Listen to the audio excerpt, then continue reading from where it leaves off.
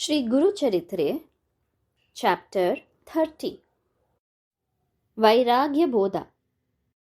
This chapter describes the story of the young woman Savitri and the death of her sick husband, whom she brought all the way from her faraway home for Guru Nath's darshan with great hopes of his recovery.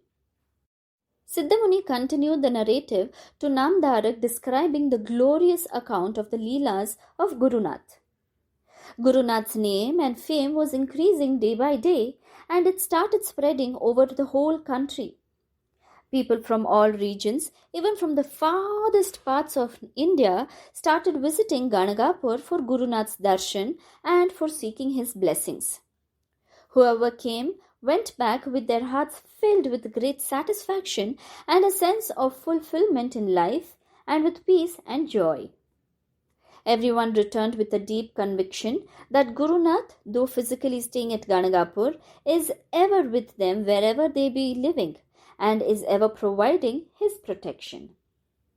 Without his call, none can ever think of going to Ganagapur for his darshan, and without his will, none will be able to visit the place and have the audience with him. His love is like the love of 1,000 mothers. Whoever visits there will have all his aspirations fulfilled and his grievances redressed, although he might put these people to much test during the process.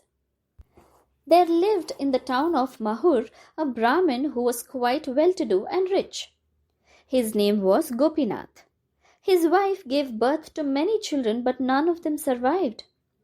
They prayed fervently to Lord Dattatreya that they may have at least one son. In response to their faith and prayers, they had a son born again, whom they named as Datta, that is, after the name of Lord Dattatreya, with whose blessings he was born.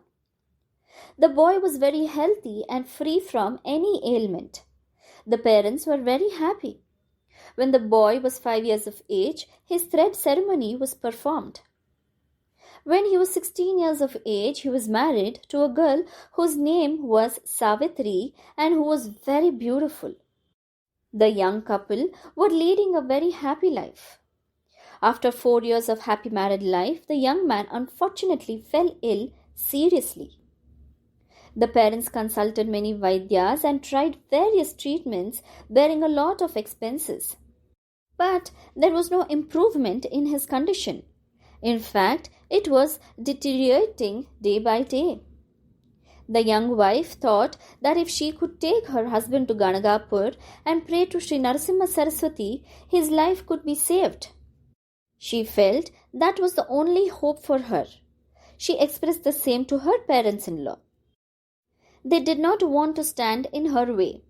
They were very distressed and worried that the boy's condition was becoming more and more critical, all the medical treatment proving to of no avail.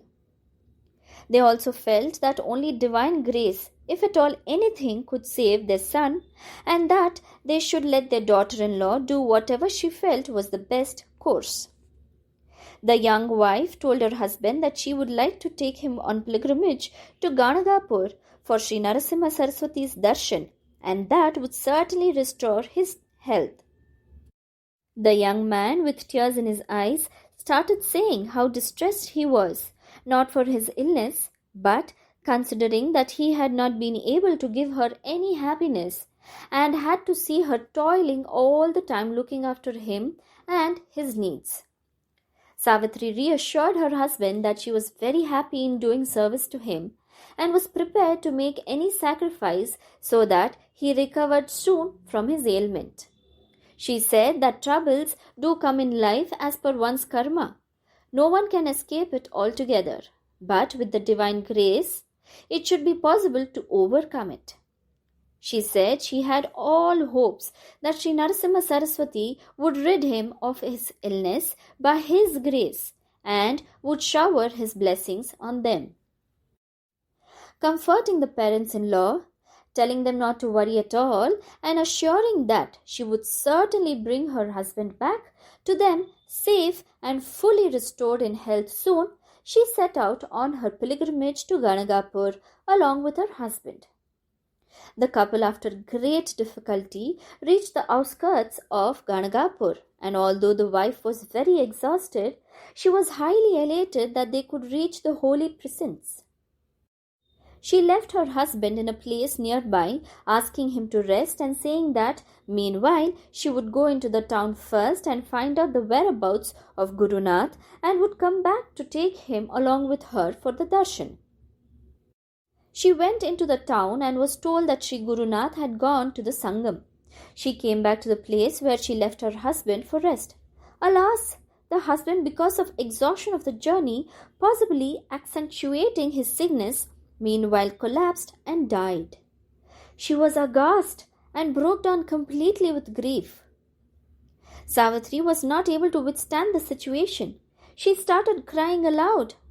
I have brought my husband away from his parents, telling them that with Sri Narasimha Saraswati's grace, I would bring him back to them restored fully in health. What can I do now? What can I tell them? How can I ever face them? Everything for me is dark and dismal, and there is no way out for me except death along with my husband.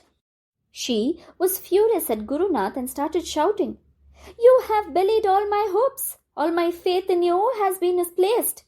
You have cheated me.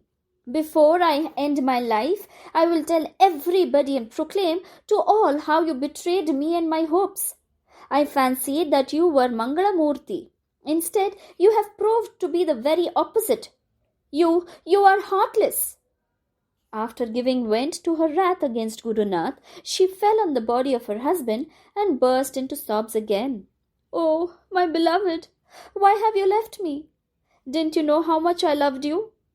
You were my dearest to me. How can I live a moment without you? Meanwhile, the people nearby, seeing the sad event, gathered around her and were trying to console her. At this juncture, Sri Gurunath himself, in the guise of a tapasvi, with Rudraksha malas around his neck and his whole body smeared with vibhuti and holding a trishula in his hand, appeared there. He also started comforting and consoling her.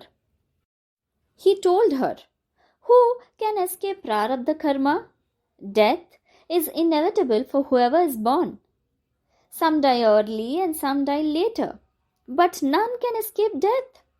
What a delusion is life! How deluding are all family relationships. Wife and husband, father and children, it is all Maya, a scene for a while. Two logs of wood floating separately in a stream come close to one another and float together for a while and again drift apart and float again separately, each going its own way. There is no permanent relationship at all between any two persons. Each one has his or her own destiny to suffer, each according to his or her karma of his or her past lives. In life, the only certainty is death. And of what avail is bemoaning the inevitable and inescapable? We have to accept things as they come and reconcile ourselves to the inevitable. Yet, at the same time, we should not forget the higher purpose of life and the ultimate goal and should strive to attain it, irrespective of whatever calamities befall us in life. Gurunath's presence and especially his words soothed her heart a little. A sense of reconciliation to her fate and preparedness to face the event with courage came upon her. She prayed to Gurunath to tell her what she should do and explain about Stri Dharma after one loses her husband. Jai Gurudeva.